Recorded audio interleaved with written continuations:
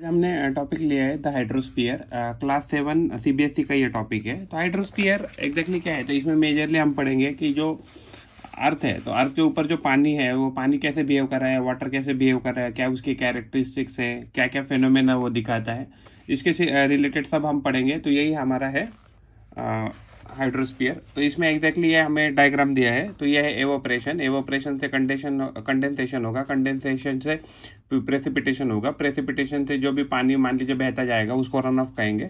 तो ये हम हाइड्रोलॉजिकल साइकिल देखेंगे इसमें। उसके बाद इसमें दुनिया में जितने भी ओशियन करंट है, तो ओशियन करंट है या वाटर बॉडीज है, तो इसके बारे में पढ़ेंगे। जैसे north Atlantic ocean, south Atlantic ocean, Indian ocean, उसके बाद पैसिफिक ओशियन में सदर्न ओशियन, या इसको ही हम इंडियन ओशियन ऐसे भी कह सकते हैं। इसके बारे में हम पढ़ेंगे। उसके बाद हम पढ़ेंगे इसमें कि जो ये है यहाँ, you can not see this. तो ये जो है, तो यहाँ क्या है कि एक्चुअली जो सी वेव्स है, तो सी वेव्स कैसे बनती है, और सी वेव्स है या टाइड है तो कैसे आती है। तो ये टाइड के बारे में कुछ है इधर यहाँ लिखा हुआ, यहाँ हाई टाइड है, यहाँ लो टाइड है। उसके बाद ये एक्चुअली स्प्रिंग टाइड के बारे में बताया गया है। उसके बाद यहाँ नीप टाइड के बारे में बताया गया है।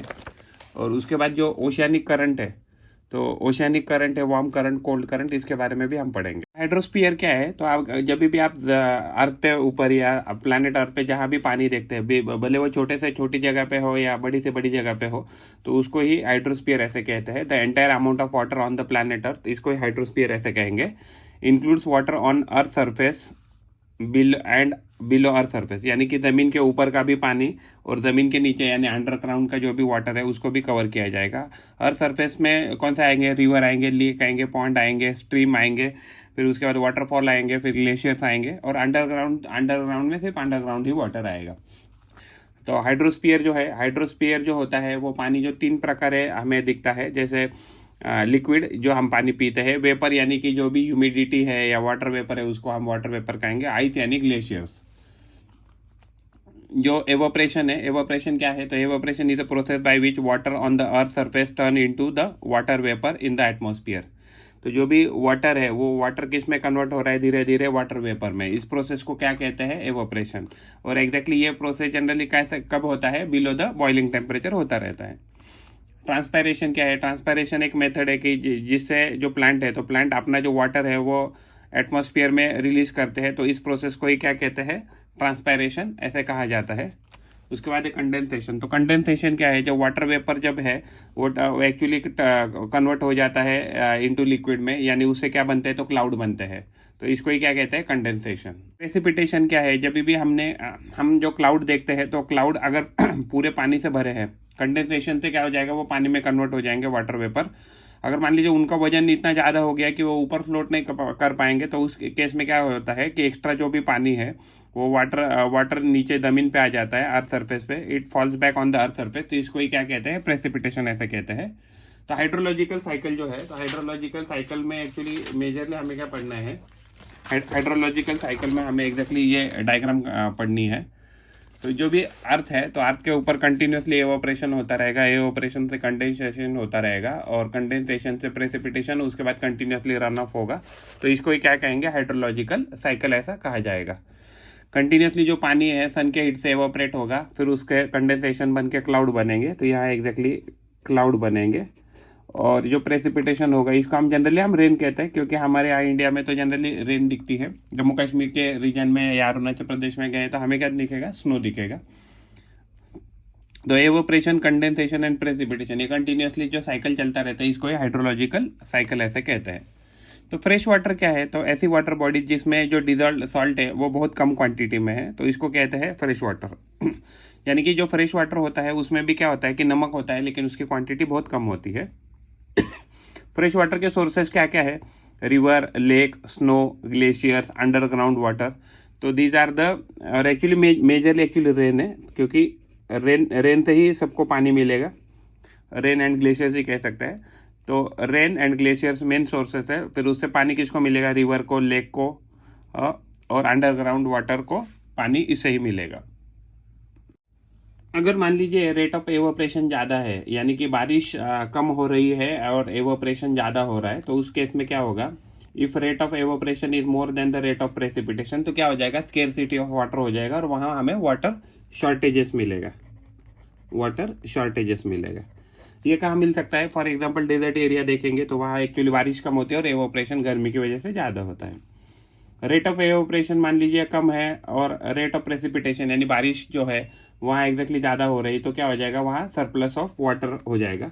तो खास करके हम यहाँ इसको क्या कह सकते हैं, इक्वेटोरियल जो रीजन है, तो इक्वेटोरियल रीजन में क्या होता है, इक्वेटोरियल रीजन हो गया, पोलर रीजन हो गया, तो यहाँ क्या होता है, बहुत सारा हमें क्या मिलता है, सरप्लस ऑफ वाटर मिल जाता है, क्योंकि वहाँ क्या है, एवोपरेशन रेट कम है।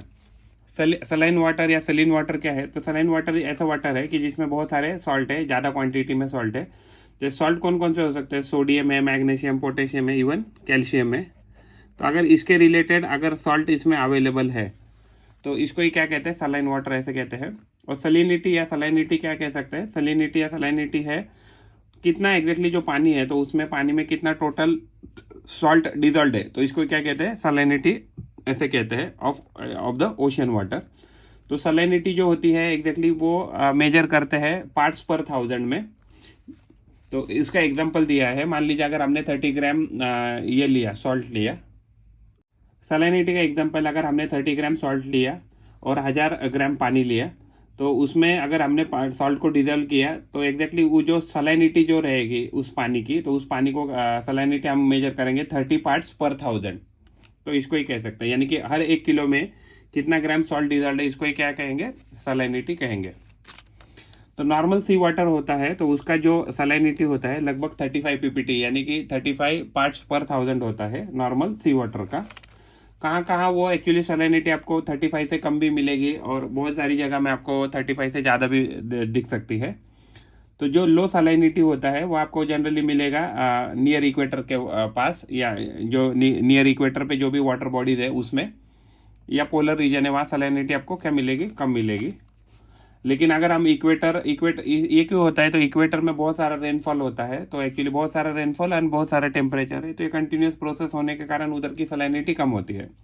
If you talk about the polar region, तो पोलर रीजन में क्या होता है कि एक्चुअली सैलिनिटी कम होती है तो उधर एवोपरेशन रेट ही कम है, तो उसकी वजह से भी सैलिनिटी क्या रहती है, कम रहती है। अगर हम हाई सैलिनिटी की बात करते हैं तो ट्रॉपिकल रीजन में क्या होता है कि एवोपरेशन रेट ज़्यादा होता है, लेकिन एग्जैक्टली जो प्रेसिपिटेशन रेट है वो थोड़ा कम रहता है, उसकी वजह से हमें क्या होता है, वहाँ ऑब्जर्व हाई सैलिनिटी ऑब्जर्व होता है। If you talk about the Dead Sea की जो बॉर्डर ऑफ इजराइल और जॉर्डन के उधर है, तो उसकी सलाइनिटी वाटर जो अभी तक मेजर गई है वो अराउंड 300 पीपीटी, यानी कि 300 पार्ट पर 1000 मिली है। टोटल दुनिया में कितना सॉल्ट है, तो अगर हम पूरी दुनिया का अगर सॉल्ट अगर पानी में से निकाले, उसको ड्राई अप करें और ड्राई अप करने के बाद अगर उसको गिने मेजर करें तो वो आ जाएगा अराउंड 120 मिलियन टन। अगर उसको यानी कि पूरे अर्थ के लैंड सरफेस पे अगर हम उसको अगर स्प्रेड कर दे तो वो कितना थिक बनाएगा लेयर, तो 150 मीटर का, 150 मीटर यानी इक्विवेलेंट टू 40 स्टोरी बिल्डिंग, इतना पूरी दुनिया में क्या हो जाएगा, नमक ही नमक हो जाएगा अगर हमने पूरा ओशियन का नमक निकाला और स्प्रेड करने की कोशिश की, तो इतना नमक अवेलेबल होता है ओशियन वाटर में। तो अर्थ जो है, तो अर्थ का 71% क्या है, पानी से कवर्ड है। Earth is covered by 71% of by water. Actually इधर वाटर लिखना रह गया, तो will write here by water. तो 97 उसमें से जो भी पानी अवेलेबल है उसमें से जो 97% ऑफ अर्थ जो है, तो वो जो वाटर है वो अवेलेबल है ओशियन फॉर्म में। तो वो सलाइन है, तो हम पी नहीं सकते, या पोर्टेबल नहीं है या नॉन ड्रिंकेबल है, आप उसको पी नहीं सकते हैं। जो उसमें से मान लीजिए अर्थ में मान लीजिए 100% 100 लीटर वाटर है, तो 97 किस में है, तो ओशियन में है। तो जो 3% है वो क्या है, फ्रेश है। तो 3% में जो 2/3 पोर्शन है, यानी कि 2/3 पोर्शन यानी कि उसमें से 2 लीटर कहाँ है, ग्लेशियर्स में है। तो एक्चुअली हर पानी में, हर 100 लीटर में से लगभग हमें कितना पानी मिल सकता है, 1 ही लीटर मिल सकता है, ऐसा कहा तो भी चलेगा। तो 3% earth water is fresh water. तो जो टोटल 3% वाटर बचता है तो वो एक्चुअली फ्रेश वाटर कह सकते हैं। उसमें से 2/3 जो पोर्शन है वो एक्चुअली फ्रोजन स्टेट में है, वो हमें आइस शीट में या ग्लेशियर के फॉर्म में अवेलेबल मिलेगा। तो यानी कि जो भी हमें पीने लायक पानी है, डायरेक्टली इजीली अवेलेबल है वो पानी, वो हमेशा 1% से लेस ही मिलेगा। एंड ड्यू टू अभी वाटर पोल्यूशन क्या हो रहा है, क्लाइमेट चेंज, वो पानी भी 1% से भी बहुत कम हो गया है। तो इसकी वजह से क्या होता है, we can use very less water. तो हमें एक्चुअली क्या होता है, इतना पूरा अर्थ पे पानी होने के बावजूद भी क्या होता है, हमें पानी बहुत सारी जगहों में पीने के लिए अच्छे से नहीं मिलता है, बिकॉज उतना अवेलेबल नहीं है वो पीने के लिए।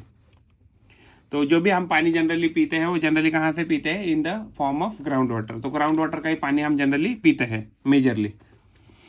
फ्रेश वाटर जो है अर्थ का सरफेस है, तो उस फ्रेश वाटर हमें मिलेगा लेक में, रिवर में, स्ट्रीम में। तो जो लेक, रिवर, स्ट्रीम, यहाँ एग्जैक्टली अर्थ का जो भी पानी है वो कितना है, 0.01%। इतना ही टोटल जो भी अर्थ का सरफेस है, यानी कि लगभग मान लीजिए 1%, 0.01% को लिख सकते हैं हम 0.01 डिवाइडेड बाय 100, यानी कि हर 100 लीटर में से अगर हम इसको 100 से मल्टीप्लाई ऊपर और नीचे करें तो जो हमें अर्थ पे मिल रहा है, तो ये कितना आ जाएगा, ऊपर 1 आ जाएगा और ये वैल्यू आ जाएगा 1 2 3 4, यानी हर 10,000 लीटर में जो हमें लेक, रिवर और स्ट्रीम में पानी मिलेगा, हर 10,000 लीटर में जो भी अर्थ पे अवेलेबल है उसमें से ओनली 1 लीटर अवेलेबल है लेक, रिवर एंड स्ट्रीम में। हमें पढ़ना है वेव्स। तो अगर आप मान लीजिए कभी समुद्र किनारे गए रहेंगे या मान लीजिए किसी नदी किनारे वगैरह, तो पानी ऊपर नीचे एक्चुअली कंटिन्यूसली फ्लो करता रहता है। तो वो मूवमेंट को ही क्या कहते हैं, वेव्स ऐसे कहते हैं। तो उसका जो टॉप एंड का पॉइंट रहता है उसको क्रेस्ट कहते हैं, जो लोएस्ट का पॉइंट रहता है उसको ट्रफ कहते हैं। और दो क्रेस्ट के बीच में या दोनों ट्रफ के बीच में अगर जितना भी डिस्टेंस है उसको क्या कहते हैं, वेवलेंथ ऐसे कहते हैं। और जो क्रेस्ट से ट्रफ तक यानी कि जितना हाइट है उसको क्या कहेंगे, उसको हम कहेंगे वेव हाइट। तो ये यहाँ पे हमें याद रखना है। तो वेव क्या है, ओशन जो वाटर है, ocean water is constantly moving. तो ये कंटिन्यूसली मूव होता है। तो किसी की वजह से मूव होता है, because of the density. Her actually location की डेंसिटी अलग होती है, हर लोकेशन का टेम्परेचर अलग होता है, हर लोकेशन के जो ओशन वाटर उसकी सलाइनिटी अलग होती है, और वहाँ अलग अलग स्पीड से विंड फ्लो करती है, उसकी वजह से भी क्या होते हैं, अलग अलग वेव्स क्रिएट हो जाते हैं। तो वेव्स क्या है, waves is nothing but upward and downward movement of oceanic water. Oceanic water का अपवर्ड एंड डाउनवर्ड के मूवमेंट को यहाँ हम क्या कहेंगे, वेव्स ऐसे कहेंगे। तो ये किसके वजह से होता है, it happens because of the force of wind. तो साइज ऑफ जो वेव होता है वो किस पे डिपेंड करेगा, साइज ऑफ वेव या फोर्स ऑफ वेव किस पे डिपेंड करेगा, तो स्पीड ऑफ विंड पे। तो विंड का स्पीड क्या है एंड ड्यूरेशन ऑफ विंड कितना है, तो उसके ऊपर डिपेंड करेगा कि वेव कितनी बड़ी रहेगी। तो अगर ज़्यादा विंड है तो आपको जो वेव मिलेगी वो बड़ी मिलेगी और मोर ताकतवर यानी कि मोर फोर्सफुल मिलेगी, मोर पावरफुल। अगर हम वेव की बात करते हैं तो वेव में अगर जो हाईएस्ट पॉइंट वेव वो रहता है उसको क्रेस्ट कहते हैं, जो वेव का लोएस्ट पॉइंट रहता है उसको ट्रफ ऐसे कहते हैं। वेव लेंथ, वर्टिकल डिस्टेंस, यानी कि अगर हमने ऐसे वेव ड्रॉ किया तो इसको क्या कहेंगे, क्रेस्ट। इस पॉइंट को, लोएस्ट पॉइंट को क्या कहेंगे, ट्रफ। तो ये जो हाइट है इसको क्या कहेंगे, वेव हाइट। तो ये जो डिस्टेंस है इसको क्या कहेंगे, वेव हाइट कहेंगे। मान लीजिए अगर वेव ऐसे ऐसे करके बन रही है, हाँ, तो एग्जैक्टली अगर दो ट्रफ का डिस्टेंस ले लीजिए, दो ट्रफ का डिस्टेंस ले लीजिए या दो क्रेस्ट का डिस्टेंस ले लीजिए, इसको क्या कहेंगे, तो वेवलेंथ ऐसे कहेंगे। The horizontal distance between the two consecutive crest, हम इसको ट्रफ भी कह सकते हैं, TROUGH, ट्रफ। टाइड्स, उसके बाद टाइड्स क्या होते हैं, टाइड्स एक्चुअली क्या होता है कि सन और मून क्या करते हैं, अर्थ के ऊपर ग्रेविटेशनल पुल लगाते हैं। तो ग्रेविटेशनल पुल लगाने के कारण क्या होता है, अगर हम यहाँ देखेंगे, हाई टाइड में क्या हो जाता है, हाई टाइड में पानी जो है वो ऊपर तक आ गया, और जैसे ही लो टाइड आ गया तो उसकी वजह से पानी पीछे हट गया, तो इसको क्या बोलते हैं, लो टाइड, और इसको क्या कहते हैं, हाई टाइड ऐसे कहते हैं। तो tide happens because of the gravitational pull of the earth and gravitational pull of moon and sun. तो एक्चुअली ये पीरियोडिक होता है, periodic rise and fall of the ocean water due to the gravitational force exerted by the sun and the moon on the rotating earth. तो इसको ही Tide ऐसा कहेंगे। जो moon होता है वो एक्चुअली अर्थ के बहुत पास है, उसकी वजह से जो होता है, मून जो है वो ज़्यादा ग्रेविटेशनल पुल लगाता है compare to sun. High tide क्या होती है, हाई टाइड में when water has risen to its highest level, पानी अगर मान लीजिए उसकी हाइट अगर इंक्रीज हो गई या मान लीजिए शोर के पास आ गया, तो क्या करता है, बहुत सारा एरिया शोर का वो कवर कर लेता है, तो इसको ही क्या कहते हैं, हाई टाइड कहते हैं। If you talk about the low tide, तो लो टाइड में क्या होता है कि वाटर पीछे चला जाता है, और वाटर पीछे चला जाके उसके लोएस्ट लेवल तक अगर जाता है तो उसको लो टाइड ऐसे कहते हैं। तो alternate rise and fall of water happen twice a day. तो अल्टरनेट राइज एंड फॉल कितनी बार होगा एक दिन में, तो लगभग एवरेज 2 टाइम्स होना चाहिए।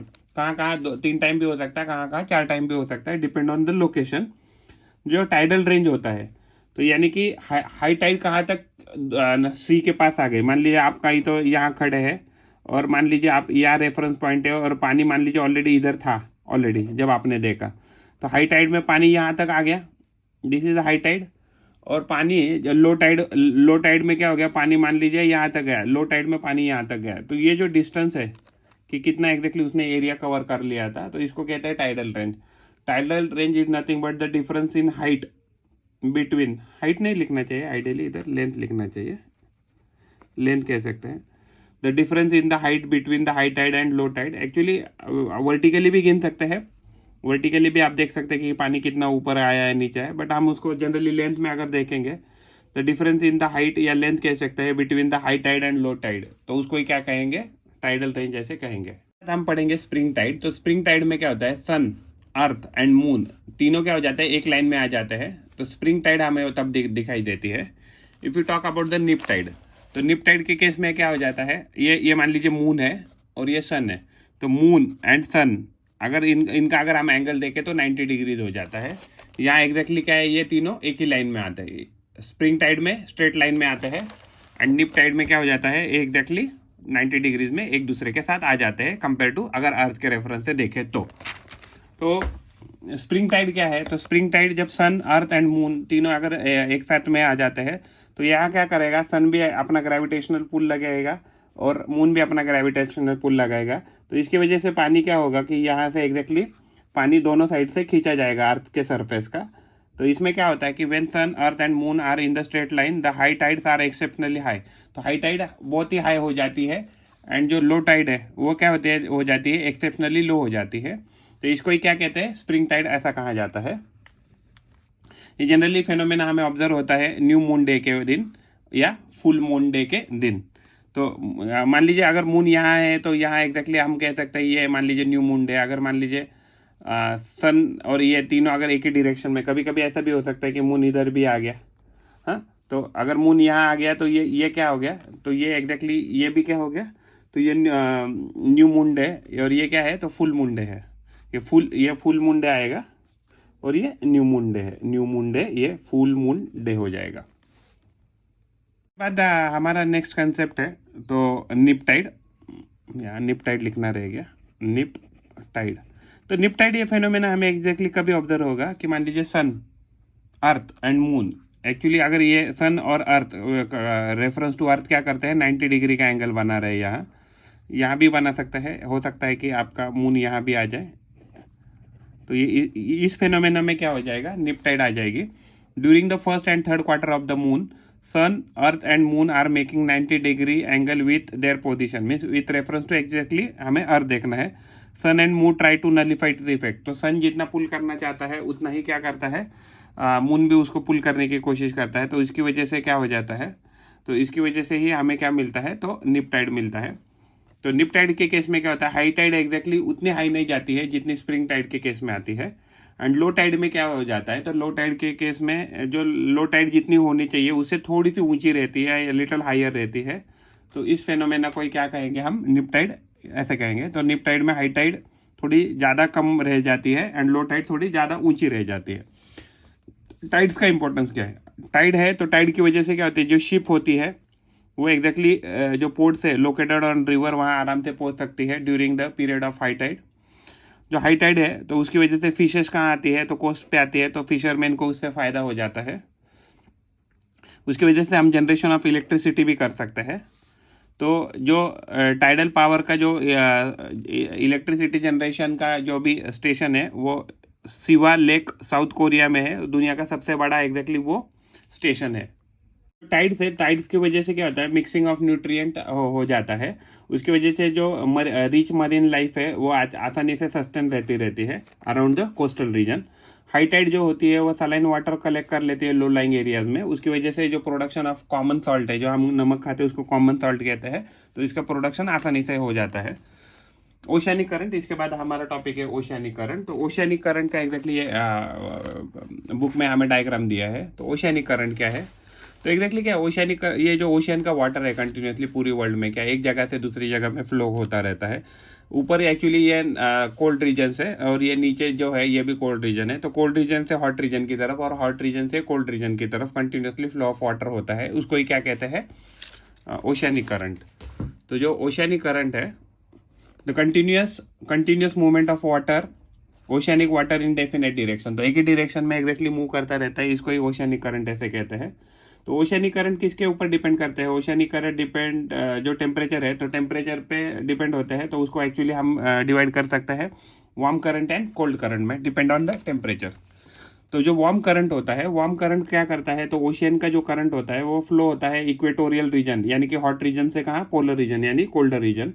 तो हायर टेम्परेचर से पानी बहता है लोअर टेम्परेचर की तरह, इसको कहते हैं warm current. Talk about the cold current. तो कोल्ड करंट में क्या है, ओशियन करंट जो है पानी का, ओशियन का जो पानी का फ्लो है वो पोलर रीजन से कहाँ जाएगा, इक्वेटर की तरफ जाएगा, यानी कि लोअर टेम्परेचर से पानी कहाँ फ्लो होगा, तो हायर टेम्परेचर की तरफ बहेगा। तो जो ओशियन करंट है वो किस पे डिपेंड करता है, डिफरेंस इन टेम्परेचर। तो दोनों टेम्परेचर में कितना अंतर है, डेंसिटी कितना है पानी का, सलाइनिटी ऑफ वाटर कितना है, फिर अर्थ का रोटेशन क्या है, फिर उधर एग्जैक्टली प्रीवेलिंग कौन सी विंड है, वहाँ कौन सी विंड बहती रहती है, और वहाँ का जो भी लैंड का जो शेप है या शेप ऑफ लैंड मास है, तो उस पर भी डिपेंड करता है ओशियन करंट कितने स्पीड का रहेगा या कितना रहेगा या कितना उसका इंटेंसिटी रहेगा। कोरियोलिस इफेक्ट क्या करता है, अगर मान लीजिए हमने अर्थ निकाला और ये नॉर्दर्न हेमिस्फीयर है, तो पानी कहाँ है ना, ऊपर की साइड मूव करता रहता है। तो in northern hemisphere the ocean current move in a clockwise direction. तो ये एक्चुअली डायरेक्शन कौन सा है, क्लॉकवाइज है। एंड इफ इट, अगर ये अर्थ है मान लीजिए इक्वेटर है, तो पानी यहाँ ऐसे कैसे मूव करेगा, ऐसे, यानी कि ये जो डायरेक्शन ये कौन सा, एंटी क्लॉकवाइज। तो सदर्न रीजन में क्या होता है, ओशियन का जो पानी है वो कहाँ मूव करता है, एंटी क्लॉकवाइज डायरेक्शन में मूव करता है। इसको ही क्या कहते हैं, कोरियोलिस इफेक्ट ऐसे कहते हैं। ओशियन करंट जो है यूजुअली डीप होते हैं एंड नैरो होते हैं। तो अराउंड हम कह सकते हैं अराउंड, आपको ओशियन करंट जो है अराउंड 600 मीटर के आसपास पकड़ लीजिए, उसके नीचे ही हमें जनरली आसानी से दिख सकता है। Ocean current usually deep and narrow होते हैं। उनका जो स्पीड होता है ओशियन करंट का वो अराउंड 3 किलोमीटर से 10 किलोमीटर पर आवर के स्पीड से वो पानी फ्लो करते हैं। Effect of oceanic current. तो ओशियनिक करंट का क्या है, तो temperature distribution over a globe. तो हाई से लो की तरफ एंड लो टेम्परेचर से हाई टेम्परेचर पे पानी कंटिन्यूसली फ्लो होता है। इसकी वजह से क्या होता है, तो टेम्परेचर डिस्ट्रीब्यूशन होता है अक्रॉस द ग्लोब। तो वार्म करंट ब्रिंग रेनफॉल। तो वार्म करंट जहाँ जहाँ जाएंगे वहाँ बारिश लेके जाएंगे, और कोल्ड करंट जहाँ जहाँ आएंगे तो वहाँ क्या हो जाएगा, रेनफॉल डिस्करेज हो जाएगा। उसकी वजह से वो एरिया क्या रहेगा, डेजर्ट टाइप रहेगा। अभी जैसे न्यू फाउंडलैंड रीजन है नियर कनाडा, तो वहाँ क्या हो जाता है, Gulf Stream and Labrador current exactly meet होते हैं। उसके वजह से वहाँ बहुत ज़्यादा डेंस फॉग क्रिएट हो जाता है। उसके वजह से एक्सीडेंट प्रोन एरिया हो जाता है। क्योंकि वहाँ जो विजिबिलिटी है वो बहुत लो होती है because of the fog generation. Cold current and warm current जहाँ भी मिलते हैं तो वहाँ क्या हो जाता है कि एक्चुअली मिक्सिंग ऑफ वाटर होता है, मिक्सिंग ऑफ न्यूट्रिएंट होता है। उसकी वजह से फिशिंग ग्राउंड बनते हैं, क्योंकि वहाँ क्या मिलते हैं, बहुत सारे प्लैंकटन मिलते हैं। तो जो प्लैंकटन जो मिलते हैं, तो प्लैंकटन मिलने के कारण एग्जैक्टली वहाँ जो फिशिंग ग्राउंड बनते हैं। जैसे फॉर एग्जांपल न्यू फाउंडलैंड है, वहाँ भी बहुत ज़्यादा आपको फिशिंग लैंड मिलेगा, फिशिंग ग्राउंड है। फिर उसके बाद जो कुरोशिया यानी कि जापान है, कुरोशियो, तो कुरोशियो एक्चुअली जो लोकेशन है जापान में, वहाँ भी आपको क्या है, तो फिशिंग ग्राउंड मिलेंगे। तो एक्चुअली जो ओशियनिक करंट है उसके वजह से नेविगेशन में मदद होती है। अगर मान लीजिए करंट के साथ अगर आप शिप को ट्रैवल कराते हैं तो शिप क्या हो जाएगी, फास्ट मूव करेगी। उसकी वजह से टाइम भी बचेगा, फ्यूल भी बचेगा। जो वार्म करंट होता है उसकी वजह से क्या होता है कि जो हायर लैटिट्यूड, मान लीजिए अगर ये इक्वेटर और ऊपर हायर लैटिट्यूड की बात करें तो यहाँ क्या होता है, सनलाइट कम होता है। उसकी वजह से क्या होगा, आइस बनने के चांसेस ज़्यादा है। तो जो पोर्ट रहेंगे आपके फ्रीज हो जाएंगे। लेकिन वार्म करंट के कारण क्या होता है, वो आइस फ्री रहते हैं, क्योंकि आइस कंटिन्यूसली मेल्ट होती रहती है। तो हायर लैटिट्यूड पे भी आप क्या कर सकते हैं, उस पोर्ट को इस्तेमाल कर सकते हैं because of the warm current. और एग्जैक्टली जो वहाँ का टेम्परेचर भी वो मॉडरेट रखते हैं, जिसकी वजह से वहाँ क्या है कि लाइफ जीना थोड़ा आसान हो जाता है, क्योंकि ठंडे रीजन में हम इतना आसानी से नहीं जी सकते हैं। मोर ग्लेशियर्स मेल्टिंग। तो अभी क्या होता है कि जो क्लाइमेट कंट्रोल हो रहा है, पोल्यूशन हो रहा है, उसकी वजह से मोर ग्लेशियर वो मेल्ट हो रहे हैं। उसकी वजह से सी लेवल क्या हो रहा है, इंक्रीज हो रहा है। और सी लेवल इंक्रीज हो रहा है, उसकी वजह से कोस्टल फ्लडिंग हो रहा है। कोस्टल फ्लडिंग होने के कारण क्या होता है कि क्लाइमेट चेंज हो गया है। तो कोस्टल फ्लडिंग होने के कारण बहुत सारे जो भी रीजन है कि नियर टू आपके सी शोर है, तो आने वाले दिनों में वो पानी में डूब सकते हैं। तो क्लाइमेट जो चेंज है, तो क्लाइमेट चेंज की वजह से वाटर पॉल्यूशन हुआ है, और जो वाटर जो है वो एसिडिफाइड हो गया, और एसिडिफाइड वाटर की वजह से क्या हो गया कि वो मरीन जो लाइफ है, तो मरीन लाइफ क्या हो गया, तो डैमेज किया है इसने। जो मेलस्ट्रॉम होता है, तो मेलस्ट्रॉम क्या होता है कि ocean current plus tidal current जब मिक्स हो जाते हैं तो डेंजरस वर्लपूल बनाते हैं। और अगर हम कोस्ट ऑफ नॉर्वे में अगर जाएं तो उस रीजन में हमें बहुत सारे मेलस्ट्रॉम मिलेंगे। तो यानी कि जो उसकी आवाज़ है, रोरिंग है, तो roaring can be heard from around 5 kilometre away से ही हमें जो मेलस्ट्रॉम है उनकी आवाज़ आसानी से सुनाई दे जा सकती है। अगर टाइड्स की बात करें, तो जो सबसे दुनिया की जो ऊंची सबसे हाईएस्ट टाइड्स आती है वो बे ऑफ फंडी कनाडा के इधर रीजन में आती है। तो उनकी हाइट एवरेज अभी तक जो गिनी गई है वो 16.3 मीटर हाई तक मेजर की गई है।